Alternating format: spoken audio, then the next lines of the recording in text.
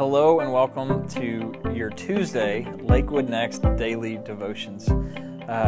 Yesterday we started with asking the question, when was the last time you were shocked by Jesus?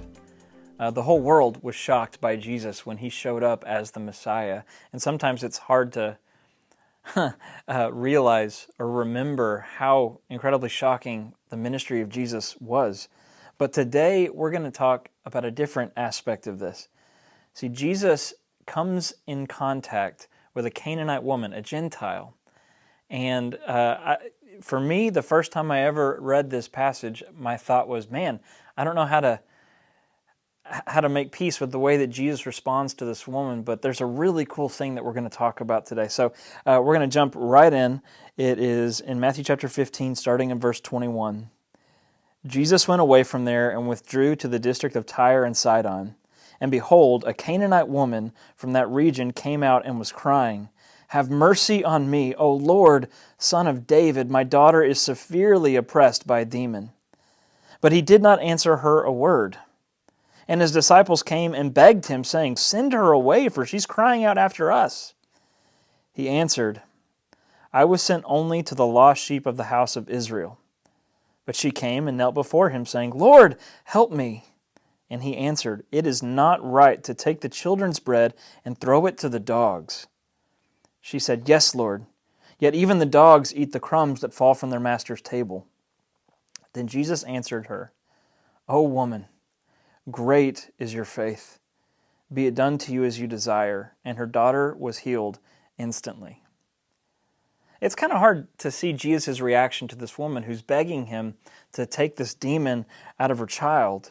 And at first glance to this reaction, it almost seems harsh or even cruel of how Jesus is treating her. He just gives her silence at first. Then a rebuff, and then a metaphor about dogs. But this is not Jesus being cruel. This is actually a holy test that he is giving her. And she passes with bold humility. He's not trying to dismiss her.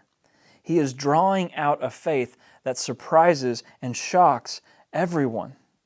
See, Jesus uses this moment of apparent rejection to showcase radical grace to an outsider who persistently and faithfully sought him. One of the reasons why I love this verse is Jesus responds to this woman like any rabbi would have. She's a Gentile. She's a woman. She comes to him begging him to do this thing, and the reaction to call her a dog and to be silent and not address her is a normal thing that rabbis would have done at the time, except Jesus is not doing this to be intentionally cruel. He is just pushing her to continue in her persistence and faithfulness.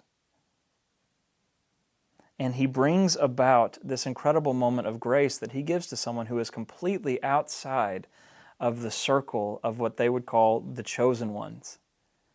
And I love it because it shows this incredible reality of the mission of Jesus. He's not just here for the Jews.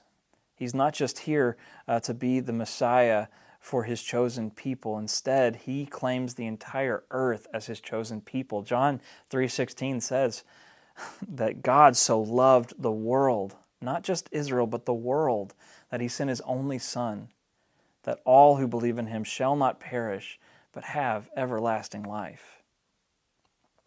Jesus gives this response to this Gentile woman, and in this way also shows that his mission is not just for the Israelites. But at the same time, how many times in your life have you felt like God was silent or maybe distant? If I can give you an encouragement today, it's this. Trust in his devotion. Trust in his love. Trust in his grace. The amount of grace he has, it is shocking. And instead of withdrawing, press in. He may be inviting you to deeper trust, not turning you away. And so many times when we find ourselves in more of the desert seasons of life, sometimes it's just God drying up one place because he's calling us deeper and he's calling us to what's next. Spend some time today praying through, God, what are you calling me to that's next? How are you calling me deeper in. Be blessed.